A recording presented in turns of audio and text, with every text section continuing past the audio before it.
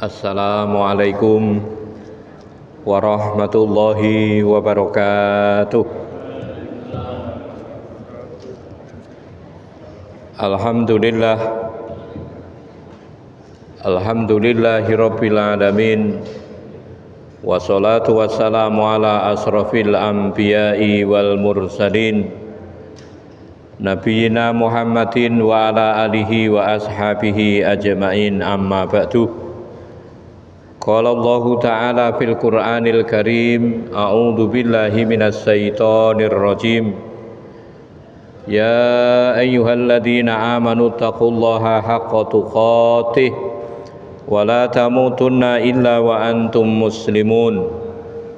Ya ayyuhan nasu taqu rabbakum alladzi khalaqakum min nafsin wahidah wa khalaqa minha zawjaha wa basa minhuma rijalan katsiran wa nisaa'a wattaqullaha alladzi tasaaluna bihi wal arham innallaha kana 'alaikum raqiba. Wa qala aidan fihi ayatun bayyinatun maqamu Ibrahim wa man dakhalahu kana amina walillahi 'alan nasi hijjul baiti man istata'a ilaihi sabila wa man kafara fa innallaha ghaniyyun 'anil 'alamin. Wa qala Rasulullah sallallahu alaihi wasallam, al hajjul mabrur laisa lahul jaza' illal jannah.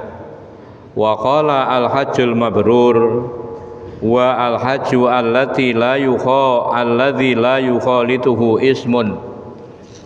Al hadis au kama qol. Ibu-ibu, bapak-bapak, hadirin wal hadirat, jamaah pengajian rutin Jumat malam Masjid Al-Ikhlas yang berbahagia. Alhamdulillah, pada malam ini Allah masih memberikan nikmat kepada kita. Nikmat yang berupa kesehatan, nikmat yang berupa kesempatan, lebih-lebih nikmat yang berupa iman, sehingga kita bisa hadir, kita bisa bertemu di majelis ini dalam rangka untuk melakukan sholat maghrib berjamaah, dalam rangka untuk tholabul ilmi, dalam rangka untuk melakukan sholat isya berjamaah.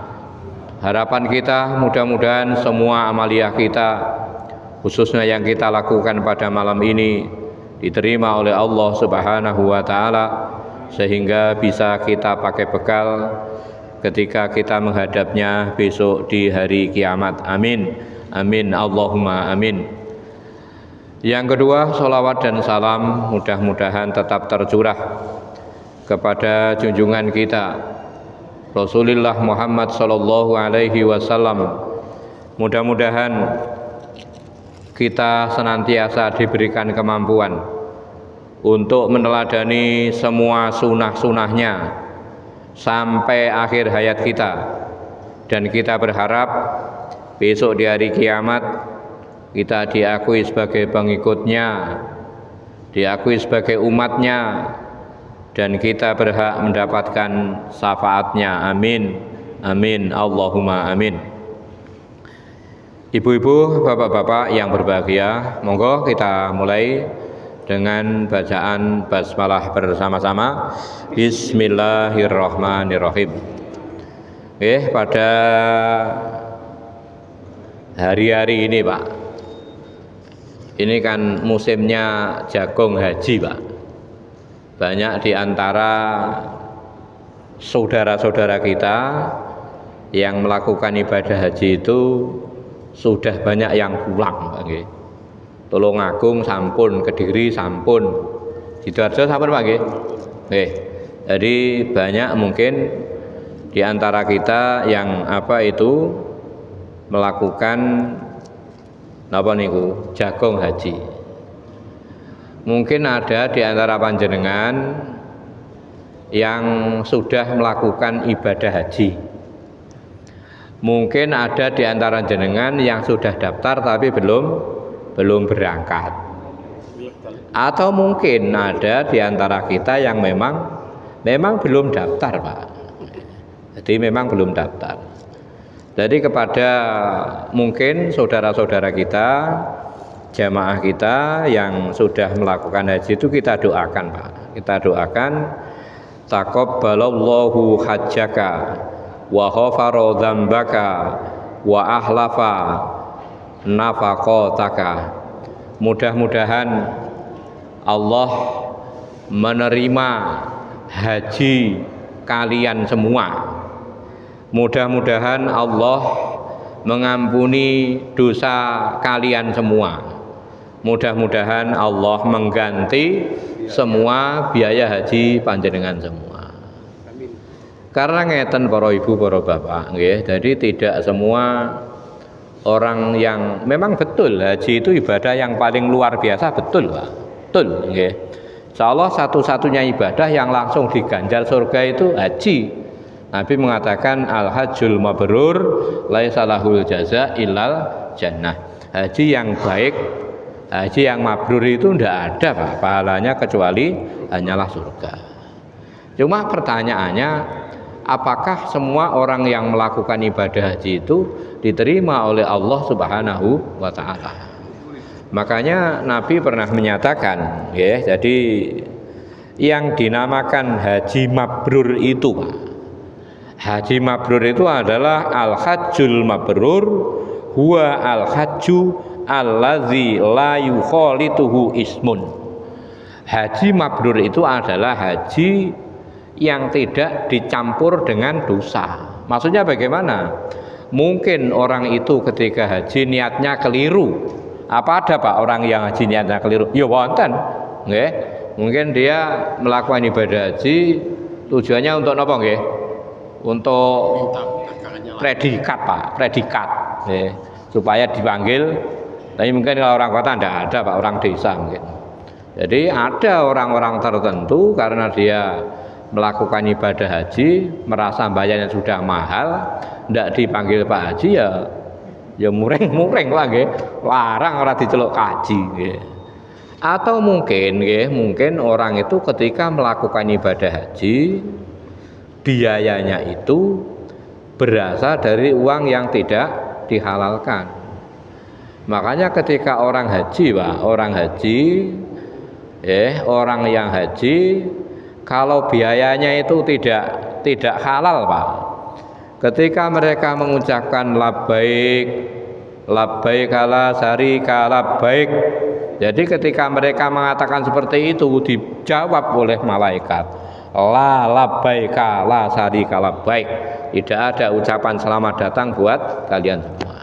Makanya supaya haji kita, haji jamaah kita itu diterima, didongakne. Taqabbalallahu hajjaka. Mudah-mudahan Allah menerima haji panjenengan semua. Mudah-mudahan Allah menerima haji kita. Mudah-mudahan Allah mengampuni dosa kita. Dan mudah-mudahan Allah mengganti semua biaya haji kita. Bapak-bapak yang berbahagia, tema kita pada malam ini adalah amalan-amalan yang pahalanya setara dengan haji Pak. Memang betul Pak, haji itu napa? Pahalanya luar biasa. Cuma masalahnya kan tidak semua orang mampu.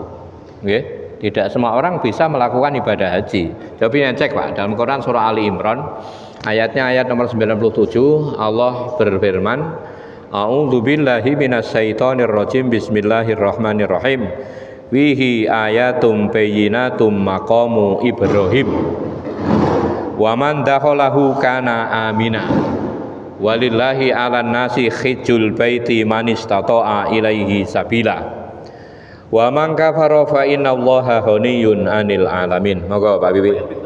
97 nggih, Ali Imran ayat nomor 97. Fihi ayatum bayyinatun. Di Ka'bah itu ada tanda-tanda kebesaran Allah yang nyata. Maqamu Ibrahim diantaranya adalah makom Ibrahim. Jadi yang termasuk napa nggih? Jadi tanda-tanda kebesaran Allah di mriko niku Pak nggih. Yang pertama makom Ibrahim. Yang nomor 2 Hijir Ismail Pak. Saya tadi membaca Pak. Duka niki leres mboten. Jadi di antara tanda-tanda kebesaran Allah yang ada di sana itu Pak, burung itu tidak pernah Pak terbang di atasnya Ka'bah, itu tidak pernah Pak. Nggih Pak. Jadi tidak berani itu kok. Katanya pesawat nggih mboten wantun Pak lewat mriku. Nggih. Jadi itu tanda-tanda kebesaran Allah. Wihi ayatum bayyinatum maqamu Ibrahim. Wa man dakhalahu kana amina. Barang siapa yang memasukinya dia dalam keadaan aman. Walillahi 'alan nasi hijjul baiti man istata'a ilaihi sabila. Dan untuk Allah bagi manusia melakukan ibadah haji man istata'a, bagi siapa yang mampu mengadakan perjalanan. Jadi kata istata' Pak itu pengertiannya ada dua Pak. Jadi Imam Al-Bahawi ketika menerangkan ayat itu, wal istita'atu nau'ani, mampu itu ada dua. Ahaduhuma ayyakuna mustati'an bi nafsihi. Yang pertama, orang itu mampu secara pribadi. Yang nomor dua, orang itu mampu dengan bantuan orang lain. Mungkin ada orang-orang tertentu yang ya niki bahasa nih lho Pak, abidin ya Pak, haji atas apa biaya dinas. Mungkin orang itu haji karena dihajikan orang lain. Jadi mampu itu bisa dalam arti mampu dia mampu membayar sendiri, atau dalam arti dia mampu dihajikan oleh orang yang lain. Kemudian juga ada yang mengartikan yang dimaksud mampu itu yang pertama mampu secara kesehatan, yang nomor dua mampu secara finansial. Misalnya kita mampu Pak, kita sehat. Kalau kita tidak punya uang ya nggih boten saged bidal nggih. Di saniki pinten Pak? 59 juta. Pinten? 65.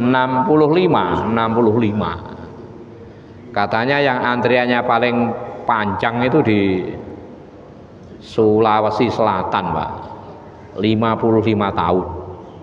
Nunggunya itu 55 tahun. Yang paling cepat di Maluku. Maluku itu katanya 11 tahun. Cepat lagi di Australia Pak. Australia itu katanya 1 tahun berangkat nggih Pak Eri.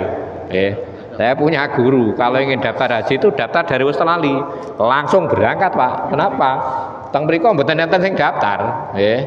Jadi mampu itu, nggih, mampu itu dalam arti dia mampu secara kesehatan, yang nomor dua mampu secara finansial, nggih. Makanya ngeten, nggih. Kenapa hadis ini saya sampaikan? Mungkin ada orang-orang yang mereka tuh tidak mampu, Pak. Jadi sampai dia itu mungkin umurnya sudah tua, tapi orang itu belum daftar, belum daftar. Lah apa yang pakai daftar? Mungkin untuk biaya sehari-hari aja bingung, kan tidak mikir tidak kepikiran untuk daftar haji. Makanya Nabi mengancam ngeten Bang. Jadi ini untuk orang yang mampu, tapi dia tidak daftar. Saya bacakan. Mangkana musiron, walam yahujjah. Wa indahu malun tajibu fihi az-zakah walam tazghiluhu hajjatun dhahiratun wala maradun khabisun wala sultanun jairun falyamut ala ayyidinin sa'a yahudiyan au nasroniyan.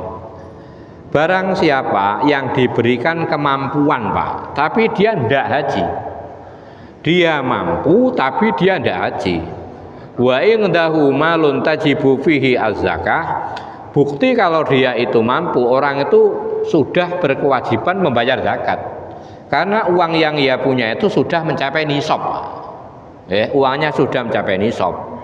Dia tidak disibukkan oleh sesuatu. Dia tidak sakit dan dia tidak dihalangi oleh pemerintah yang ada. Kemudian orang itu tidak kaji. Maka dawuhnya Kanjeng Nabi, silahkan milih mati Yahudi atau mati Nasrani. Jadi orang yang mampu, orang itu tidak berhaji, dosanya gede Pak. Dosanya besar, dosanya besar. Dalam riwayat yang lain Nabi mengatakan, inna abdan sohat jismuhu wa ausat alaihi fil ma'isah ta'ti alaihi khamsatu a'wamin lam yafdi ilal muharram.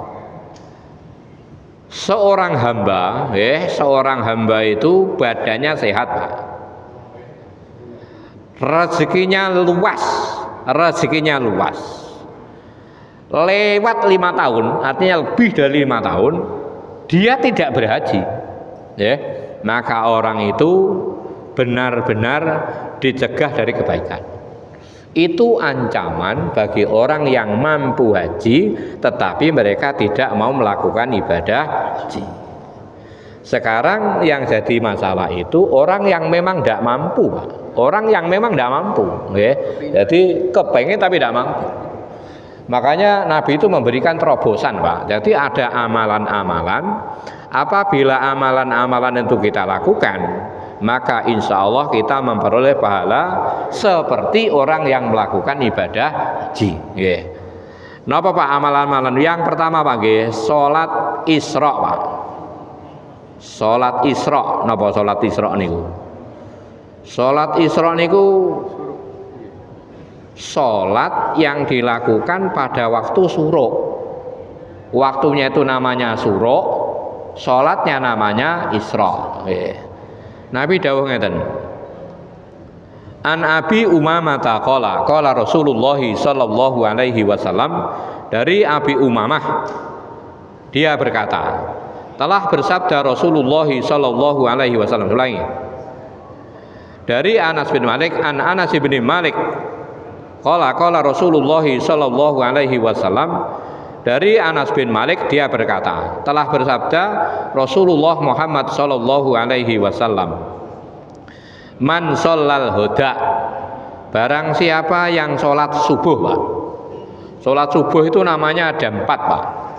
Yang pertama sholat fajar, yang nomor 2 sholat subuh, yang nomor 3 sholat huda, yang nomor 4 namanya sholat wusta, Pak. Saya ulangi, sholat wusta. Jadi yang pertama namanya sholat huda, nomor 2 sholat subuh, nomor 3 sholat fajar, nomor 4 namanya sholat wusta. Man shollal huda, barang siapa yang melakukan sholat subuh fi jama'atin, dengan cara berjamaah, teng masjid tentunya, Pak.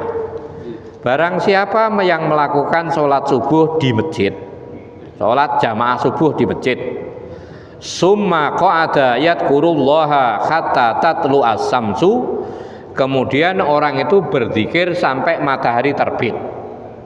Berarti berapa jam, Pak? Sekarang subuhnya itu kan sekitar jam pinten, Pak, subuh saniki? Jam pinten, Pak, subuh saniki? Jam 4 lebih nggih? Misalnya jenengan selesai sholat subuh jam berapa? Subuh 04.16. Niku nggih sak subuhnya berapa menit nih? Sak subuhnya, kemudian jenengan tambah berzikir. Mungkin baca Quran, mungkin jenengan berdoa, terserah, Pak. Jadi mungkin kita itu napa niku? Kita berdoa, mungkin baca Quran, mungkin berzikir sampai matahari terbenam. Matahari terbit, sampai matahari terbit. Kemudian ketika matahari itu sudah naik 1 tombak, Pak, mungkin sekitar 1 meter, kita melakukan sholat. Sholat itu namanya sholat Isra, Pak. Nabi mengatakan, kanat lahu ka'ajri hajatin wa umrotin.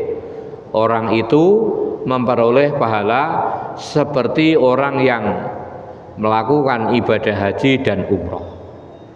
Jadi sholat subuh di masjid jamaah, kemudian kita berzikir sampai matahari terbit. Ketika matahari sudah naik 1 tombak, kita melakukan sholat 2 rakaat. Maka pahalanya seperti orang yang melakukan ibadah haji dan orang yang melakukan ibadah umroh. Nabi bersabda, tamatan, tamatan, tamatan, sempurna, sempurna, sempurna. Sakit, Pak? Jadi setelah subuh kita, ya mungkin taruhlah kita tidak bisa setiap hari, ya seminggu sekali, Pak. Pas ada acara SMS loh, Pak, napa? Yang ngaji setiap napa? Mriki SMS sampe niki. Sholat, Nggih. ngaji, sarapan. Misalnya jenengan seminggu sekali langkung sae. Bendino ya langkung sae malih priyabot ta Pak nggih. Jadi kita setelah sholat subuh kita kemudian berzikir sampai matahari, tapi catatannya tidak batal Pak. Jadi kalau batal berwudu. Orang itu kalau batal wudu. Kalau jenengan batal pun benten malih. Jadi orang itu tidak keluar kecuali untuk urusan-urusan yang penting. Misalnya keluar untuk berwudu. Taruhlah kita tidak bisa setiap hari, ya mungkin seminggu sekali. Tidak bisa seminggu sekali, ya 2 minggu sekali. Tidak bisa seminggu sekali, ya 1 bulan sekali. Ini Pak nggih. Jadi ini terobosan Pak. Jadi terobosan solusi buat mereka yang memang nggak bisa, nggak mampu melakukan ibadah haji. Maka dengan melakukan amalan tersebut, insya Allah orang itu memperoleh pahala seperti orang yang melakukan ibadah haji. Itu yang pertama. Yang nomor 2 Pak nggih, yang nomor 2 berbakti kepada kedua orang tua Pak. Niki angel Pak, mungkin kagem kita. Kenapa? Karena rata-rata kita orang tuanya kan sudah meninggal. Jenengan tasik Pak Wiwi. Tiang sepuhe tasik. Boten nenten kabeh. Nggih, pun boten nenten sedaya nggih. Tapi kula wasaken mawon nggih. Jadi Anas bin Malik, dari Anas bin Malik, qala dia berkata, inni astahi al-jihada wala aqdiru alaihi. Aku pernah ingin untuk jihad Pak, wala aqdiru alaihi, tapi aku tidak mampu.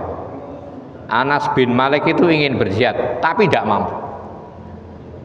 Qala, kemudian Nabi bersabda, hal baqiya min walidaika ahadun. Anas, apakah orang tuamu itu masih ada yang hidup? Apakah orang tuamu itu salah satunya masih ada yang hidup? Qala, Anas mengatakan, ummi, ibuku. Ibuku itu masih hidup. Fa uballillaha fi birriha wa idza fa'alta dzalika fa anta hajjun wa mu'tamirun wa mujahidun fa idza radita anka ummuka fattaqillaha wa birroha. Jadi bertakwalah kepada Allah, kata Nabi, dengan cara berbuat baik kepada orang tuamu. Wa idza fa'alta dzalika, apabila kamu melakukan perbuatan itu, dalam arti berbuat baik kepada kedua orang tuamu, fa anta hajjun, kamu memperoleh pahala seperti orang yang melakukan ibadah haji. Wa mu'tamirin, kamu memperoleh pahala seperti orang yang umroh. Wa mujahidun, kamu memperoleh pahala seperti orang yang berjihad. Bapak-bapak yang berbahagia, di dalam Al-Quran itu ada 3 kata Pak. 3 kata itu selalu digandeng, tidak pernah dipisah. Yang pertama, jenengan kalau membaca ayat, ketika ada ayat aqimus shalah, itu mesti ditut nih, wa atuz zakah. Bayarlah sholat, kerjakan sholat, tegakkan sholat, mesti Pak, bayarlah zakat. Jadi antara sholat dan zakat itu tidak bisa dipisah Pak. Tidak bisa dipisah. Misalnya orang itu sholatnya itu bagus, tapi orangnya itu tidak mau bayar zakat, sholatnya batal Pak. Sholatnya batal. Yang nomor 2, dalam Quran itu yang nggak pernah dipisah, itu adalah kata-kata atiullah wa atiur rasul. Dalam Quran itu setiap ada kata-kata atiullah mesti diikuti wa atiur rasul. Artinya apa? Ketika orang itu taat kepada Allah, kemudian orang itu tidak taat kepada Rasul, mboten saged. Taat kepada Rasul, tidak taat kepada Allah, ya tidak bisa. Jadi taat kepada Allah dan taat kepada Rasul itu tidak bisa dipisah-pisahkan. Misalnya nggih, jenengan itu hanya percaya kepada Al-Quran, tapi jenengan tidak percaya dengan yang namanya hadis. Jenengan apa sakit sholat Pak? Tidak bisa. Quran tidak mengatakan aqimus shalah, tegakkan sholat. Cara sholat bagaimana? Tidak ada Pak dalam Quran.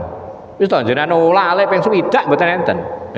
Quran cuma mengatakan kerjakan sholat, tegakkan sholat. Caranya sholat bagaimana? Mboten enten yang menerangkan hadis. Makanya iman kepada Rasul dan iman kepada apa? Iman kepada Allah dan iman kepada Rasul itu tidak bisa dipisah. Itu yang nomor 2. Yang nomor 3 Pak, yang nomor 3, dalam Quran itu setiap ada kata-kata ubudullah itu menjadi diikuti wabil walidaini ihsana, sembahlah Allah dan berbuat baiklah kepada kedua orang tua. Makanya dalam surat Luqman ada kata-kata anis kurli wali walidaik. Surat Luqman ayat pinten 14 sampai pinten nggih. Wa id qala Luqmanu li ibnihi wa huwa ya'iduhu ya bunayya la tusyrik billah. Inna sing ngadepe Bang, wa wasainal insana biwalidayhi ihsana amalathu ummuhu wahnan ala wahnin wa fisaluhu fi amaini anis kurli wali walidaik ilayyal masir. Luqman Pak, surat 31 nggih. Surat Luqman, surat nomor 31. Ayatnya 14 Pak nggih. 14. Anis kurli wali walidaik, bersyukur kepada Allah dan bersyukur kepada kedua orang tua.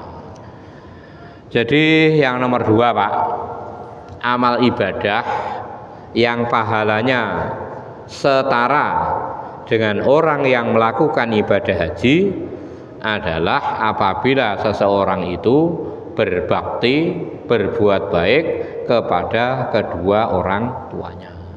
Ini mungkin sebagian kita bisa melakukan. Yang utamanya yang orang tuanya masih apa nggih? Masih hidup. Tapi ada keterangan ngeten, Pak. Jadi tata cara berbuat baik kita kepada orang tua kita yang sudah mati. Ketika kita mendoakan diri kita, jangan lupa kita juga mendoakan orang tua. Jadi cara berbuat baik kita kepada orang tua yang sudah mati, ketika kita mendoakan diri kita, jangan lupa kita juga mendoakan kedua orang tua. Oke, itu yang nomor 2 Pak. Yang nomor 3 Pak, yang nomor 3, amal ibadah yang pahalanya sama dengan apa niku orang yang melakukan ibadah haji. Niki mungkin kita semua bisa melakukan. Orang yang ngaji di dalam masjid. Sering saya sampaikan hadis ini. Man hoda ilal masjid la yuridu illa ayyata'allama khairan au yu'allimahu wa ajruhu ka'ajri haji tamman hajjatuhu. Barang siapa nggih man hoda ilal masjid, barang siapa yang pergi ke masjid Pak, la yuridu illa ayyata'allama khairan, orang itu tidak punya tujuan kecuali untuk belajar kebaikan. Au yu'allimahu, atau untuk mengajarkan kebaikan. Kana lahu ka'ajri hajjin, orang itu memperoleh pahala seperti orang yang melakukan ibadah haji. Taman hajjatuhu, dengan sempurna Pak. Mungkin bagi kita yang memang belum daftar dan mungkin tidak akan pernah daftar Pak. Jadi bagi kita yang belum haji dan kita yang memang kelihatannya kok tidak akan mungkin haji tuh Pak. Maka diantara caranya adalah sering-sering kita ke masjid, sering-sering kita ngaji di masjid Pak. Itu insya Allah pahala yang kita peroleh sama Pak dengan orang yang melakukan ibadah haji. Yang keempat Pak, ini seingat saya juga sering saya sampaikan Pak. Orang yang sholat jamaah 5 waktu. Orang yang sholat jamaah 5 waktu, tapi syaratnya orang itu berwudu di rumah. Jadi kalau jenengan mungkin sholat di sini, kalau jenengan wudunya di masjid, insya Allah beda Pak. Nabi nanti dawuh ngeten. Man kharaja fi baitihi mutatahhiron. Barang siapa yang keluar dari rumahnya dalam keadaan suci, Maksudnya punya wudu. Ila sholatil maktubah, kemudian orang itu keluar dari rumah menuju ke masjid, tujuannya untuk melakukan sholat jamaah, Pak. Berkeluar dari rumah dalam keadaan suci menuju ke masjid dengan niat untuk sholat jamaah. Wa ajruhu ka'ajril haji al muharram, orang itu memperoleh pahala seperti orang yang melakukan ibadah haji ke tanah haram. Oke, niki ya pramila diusahane, Pak. Jadi diusahakan, mungkin jenengan yang sudah terbiasa dipertahankan, Pak. Jadi ketika kita ke masjid itu diusahakan berwudunya di rumah. Kemudian kamar kerja di masjid itu untuk apa kalau semuanya wudu di rumah? Ya kalau jenengan ada batal. Jadi itu mungkin persediaan untuk mereka-mereka yang batal. Nomor 2, persediaan untuk para musafir. Waman kharaja ila tasbihid duha. Siapa yang berwudu di rumah, kemudian dia ke masjid, tujuannya untuk melakukan sholat duha. La yansibuhu illa iyah. Dia tidak punya tujuan kecuali itu, Pak. Nabi mengatakan fa'ajruhu ka'ajril mu'tamiri, orang itu memperoleh pahala seperti orang yang melakukan ibadah umroh. Jadi dalam hadis ini ada 4, Pak. Amal perbuatan apabila kita lakukan, pahalanya sama dengan orang yang melakukan ibadah haji. Yang pertama, orang yang melakukan sholat Isra. Yang nomor 2, orang yang berbakti kepada orang tuanya. Yang nomor 3, orang yang ngaji, belajar kebaikan di dalam masjid. Yang nomor 4, orang yang melakukan sholat jamaah dengan cara berwudu di rumah. Bapak-bapak yang berbahagia, ada riwayat yang lain, Pak nggih. Jenengan duka apa nate mireng napa dereng nggih. Ternyata orang yang sholat di Masjidil Haram itu, Pak, itu ada yang mengalahkan, Pak. Jenengan sholat teng mriku ternyata ada yang mengalahkan. Jadi dalam kitab fikih sunnah jilid 1 halamannya halaman nomor 124. Ini judulnya tentang sholat malam, Pak. Tentang sholat malam, tentang bilangan sholat malam di hadis yang nomor 2. Itu ada riwayat ingatan. Waruwiya an Anasin radhiyallahu anhu, dan telah diriwayatkan dari sahabat Anas. Mudah-mudahan Allah meridai sahabat Anas, yarfa'uhu ilan Nabi sallallahu alaihi wasallam. Hadis ini diangkat kepada Nabi Muhammad sallallahu alaihi wasallam. Hadis itu kan ada 3, Pak. Yang pertama namanya hadis marfu, yang nomor 2 namanya hadis mauquf, yang nomor 3 namanya hadis maqtu', Pak. Hadis marfu itu hadis yang sanadnya sampai kepada Nabi. Jadi yang ngomong bener Nabi, Pak. Itu namanya hadis marfu. Yang nomor 2 hadis mauquf. Mauquf itu secara bahasa itu artinya berhenti. Hadis yang sanadnya berhenti di sahabat. Yang ngomong bukan Nabi, tapi sahabat. Itu namanya hadis mauquf, Pak. Yang nomor 3 itu namanya hadis maqtu' atau hadis maudhu', hadis palsu, Pak. Karangannya orang sendiri. Sahabat enggak ngomong, Nabi tidak bersabda, itu karangannya menungso. Itu namanya hadis maqtu', hadis yang terputus. Itu hadis yang napa? Dosa, nggih. Niki wonten riwayat ngaten. Ini hadisnya marfu, Pak. Artinya yang paling sabda, yang berbicara adalah Rasulullah Muhammad sallallahu alaihi wasallam. Sholatu fi masjidi, sholat di masjidku. Masjid yang berarti, Pak? Nabawi nggih. Takdilu tu'dalu bi asri alafi sholatin, itu sama dengan 10.000, Pak. 10.000 rakaat di masjid yang lain. Saya ulangi. Sholatnya di masjid Nabi itu sama dengan 10.000 di masjid yang lain. Jadi misalnya sholat satu hari 17 rakaat. Berarti satu bulan berapa Pak? Satu hari sekitar 500 nggih. 500. Satu bulan 500. Berarti 2 tahun 1.000. Berarti sholat teng masjidnya Nabi itu kalau kita lakukan di yang lain butuh waktu 20 tahun. Gitu? Oke. Jadi satu bulan kita sekitar 500, 2 bulan berarti kan 1.000. Kalau 10.000 berarti butuh waktu sekitar 20 tahun.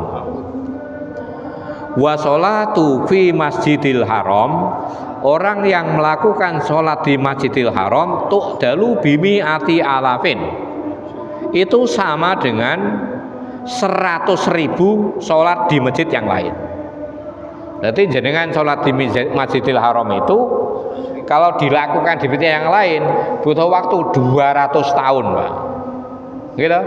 200 tahun sama dengan di sana satu rakaat. Wa sholatu bi ardir ribat, sholat yang dilakukan di ini loh Pak, tempat perbatasan. Misalnya seorang tentara yang menjaga perbatasan negeri Pak. Napa niku jenenge? Niku nggih. Tapi dalam kondisi tidak aman toh Pak? Dalam kondisi perang. Jadi orang yang dalam kondisi perang, orang itu menjaga perbatasan, kemudian orang itu melakukan sholat. Itu sama dengan melakukan 2 juta sholat di masjid yang lain. 100.000 oleh 2 juta kata beli Pak. Masih banyak niku Pak. Jadi orang yang berperang, orang itu menjaga perbatasan, menjaga perbatasan, satu rakaatnya itu dinilai pinten? 2 juta Pak. 2 juta. Jadi Masjid Nabawi itu 10.000, Masjidil Haram itu pinten Pak? 10.000 Pak. Asri alafin, asrun 10, alafin 1.000, 10.000. Jadi di masjidnya Nabi, Masjid Nabawi itu 10.000, di Masjidil Haram itu 100.000, di perbatasan itu 2 juta. 2 juta. Tasik wonten malih Pak yang lebih itu. Nggih. Jadi wa aksaru min dzalika kullihi, dan yang lebih banyak dari itu semua. Berarti mengalahkan salat di Masjidil Haram, mengalahkan sholat di Masjid Nabawi, mengalahkan sholat di tempat berbatasan. Napa niku? Nggih, yusallihima ar-raqatani yusallihima al-abdu fi jaufil lail. Sholat 2 rakaat yang dilakukan oleh seseorang di akhir malam, Pak. Mengalahkan semuanya. Makanya untuk orang yang nopo, untuk orang yang belum haji dan memang tidak bisa haji, mboten usah khawatir Pak. Kita tidak usah khawatir. Ternyata ada amalan-amalan apabila itu kita lakukan pahalanya luar biasa. Makanya Nabi dawuh ngeten Pak. Nabi nanti dawuh, jadi Nabi pernah bersabda, alaikum bi sholatil lail. Hendaklah kamu itu melakukan sholat malam, walau birokaatin, walau rokatan, walaupun cuma 1 rakaat. Niku Pak nggih. Jadi amalan-amalan apabila kita lakukan napa niku pahalanya setara. Moga Pak. Akhir malam jam berapa? Jam 3 atau jam 1? Jadi ngeten Pak nggih, kalau di banyak hadis Pak nggih, jadi Nabi itu melakukan sholat malam itu sampai waktu sahur. Nabi itu apabila napa nggih?